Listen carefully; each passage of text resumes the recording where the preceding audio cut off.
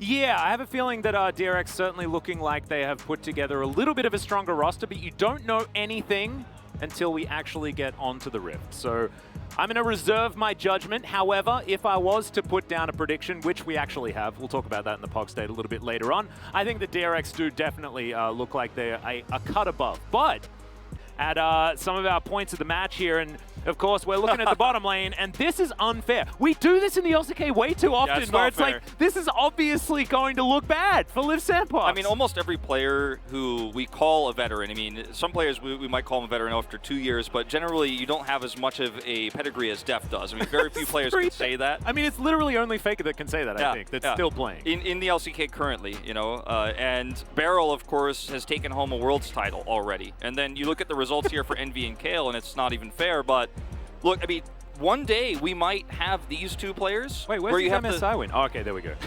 As Sona recently nerfed, being hovered, but and locked in. Okay, first day of the LCK. What's up? All right, BeryL. All right, BeryL. So let's just introduce BeryL, shall we? He's just an incredible engaged support player. Plays some brilliant engaged champions. His Leona. He's got a skin on that one. He's playing Sona.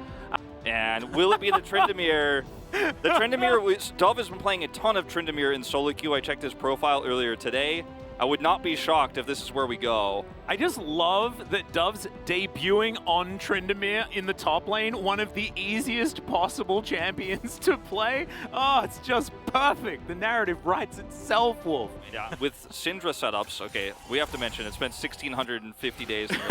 So long. And it was also Max. Oh, I miss Max so much. The man that I believe got a quadra kill on support Sion. Reading, of course, some Spell Thief edge stacks, you know, and the like, and that's just how it's going to be.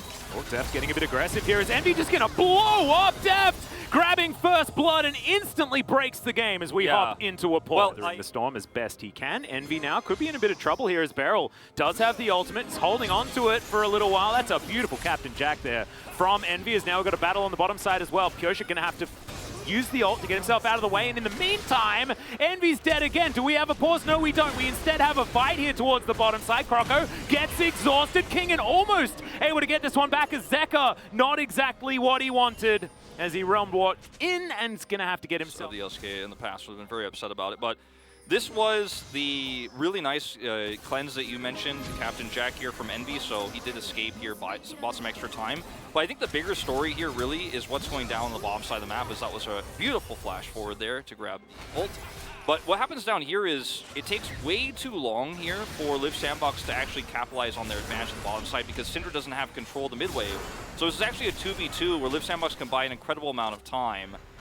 And, you know, obviously, eventually, he dies. But, like, he has Vampiric Scepter, and he's going to live very long and almost take stuff out. Frontline that's still, at this point in the game, extremely powerful is Envy. Yeah, he's going to get stunned up. Kayle is here to try and help him out as the ult comes forward, as Envy's just dead. Not a lot that they could do about that one as the ult comes through from Pyosik.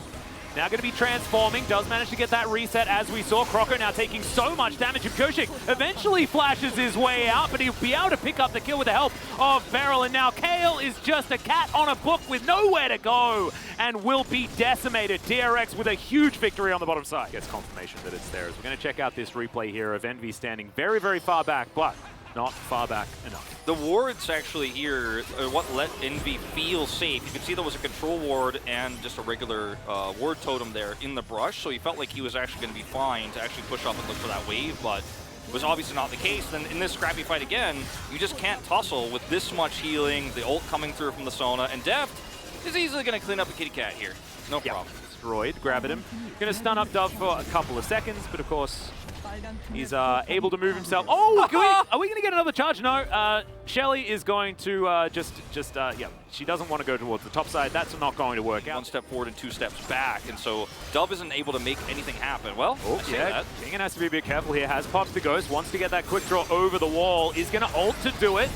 Gets over there, but he will be collapsed on. Liv Sandbox get themselves one. That's not true, I don't think. I hope not. No, I've only got a hover hand picture with Coma. That's the only one I've got. As Croco's going to start up this fight, save us from that conversation. Going to be able to get the ult out of Pyosik to start things off as Liv Sandbox are committing to this one. Realm Warp looking to try and get Zephyr out, but it's not going to work. And the last bullet will secure the death of the Rise. DRX possibly back into a position where they can make something work, but Deft's going to take way too much damage. Not going to get slowed down by the Prowling Projectile. So, DRX really struggles to deal with this without that extra oomph of that Graves damage. Look at the map right now. Look at how far away Graves is. He has to cross so much distance. Meanwhile, teleport comes through here from the Syndra. So this becomes a 5v4. Because Graves didn't take teleport, your opportunity cost is right here in front of you. Yeah, the Crescendo not going to get all that much value either, and with the fact that the map was dark, they couldn't just face check towards Envy. Ult comes through just to start things off from Clozer, and I like it. Make sure that Deft cannot fight or flight. You know, in this case, we know which one. Yep. He's just going to get the blast. Bring around the Rosie is yep, both of them now trying to get in. So another spin comes through from Dove. Diving on top of King, and here as he dashes over the wall, has to wait out the ultimate, and it's not going to be enough as Dove grabs himself the solo kill, theoretically. Here's some of those wards away.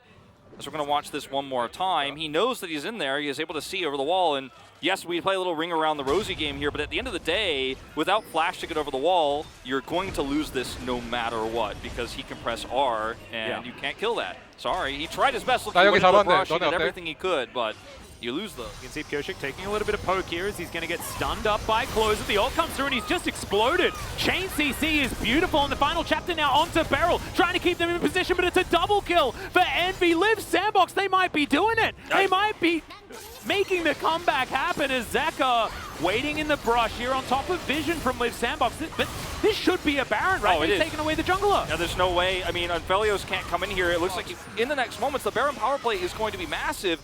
And again, this is the front line working. And yeah, it's not that tanky. Unfortunately, the Viego, if he's burst first, you're never going to be able to steal anything away. The follow-up curtain call is beautiful here. And Kingen, where is he? Unfortunately, a little bit late to the fight once again.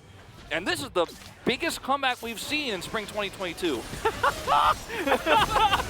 Well, here's a fight as Kingen once again going extraordinarily low. Shield bow does proc, but I don't think it's going to be enough to save him here as there is a cat on a book. See when the engage is actually going to come through. Dove looking for that flank. Kingen now getting up into position. Dove, though, coming from the side, I don't think they have any idea, and he's ghosting on in. He's looking for Zeka, but he's going to go golden immediately. Dove straight taken down to the ultimate, but the Rise is just sniped from the backline. Envy doing some work now as Clozer's going to go golden, avoids the collateral damage. It's a double kill for Envy once again, but now it's Deft's turn to start popping off. Croco looks for it, but doesn't quite get there, and now Kingen trying to run around 3 people. Deft, can he stay alive is going to be the question. The answer is absolutely not, as Dove. And watch this fight again. Look at the position of Dove. The flank setup here between the Jhin ultimate from Envy and Dove's ability to collapse in here is amazing. Look at the target here on the Zeka. He stasis far away from his team because they have to rotate away from Dove, but that means he's isolated. He's taken out first here, and now, yeah, you collapse on a Clozer. He's still got his stopwatch available, and this is when the fight just goes completely awry. They're going to turn this into Ocean Soul plus a second Baron here, all the extra gold that comes with it. And Atlas, I mean, this game could not have gone more wrong for DRX. I mean, they had this one almost locked up. And I love that Dove changed his mind, right? They felt like they had Zeka out of position, so obviously that was the shot call. But in the middle of his spin, he turned. He like Gale Forces back and just dives right on top of Deft, and meant that he wasn't actually able to sandbox as they take themselves the mid-inhibitor turret. The bot lane one's going to fall down as well as now Croco diving on forward. They look for the final chapter and they get it as Pyosik tries to find his way out. The exhaust immediately, but the whirling death is there. The Tryndamere just dives on top. Deft is dead as well, and Live Sandbox are going to push for the victory here in game number 1. And oh my god, it was not the game I was expecting. What a banger between DRX and Live Sandbox. Live Sandbox staying tenacious and keeping themselves in it. They'll even grab another kill onto Kingen here to wrap it all up as the Nexus falls down. Very impressive turnaround. I joked the biggest comeback of the season so far, but I don't think anyone would have expected this. You don't want to deal with that. Let's have a look at some of the damage done. Of course, Kingen did do a lot of work. He was just smacking Dove around as much as possible, so you can see why that number was very high, but Zeka really not able to get amongst it. 나 위치 살짝 갈렸고. 너를 맞아 봐. 살짝 볼게. 비고 비고 비고. 앞에 풀 없나? 앞에 막을게. 사진 막을게. 하긴 나이스. 천천히 피해 해볼게. 나 3다이스. 이런 번 해줄게. 우린. 피해 해보면서 하자. 타워. 아 이거거든요. 이하다 단판 더 잘해볼게. 고맙다 얘들아. 나이스. 죽여. 나이스. 죽여. 야 말 잘 들어. 고맙다. 가자. 아, 더 잘해볼게. 미안하다. 말만 잘 들어줘. 캐리해줄게.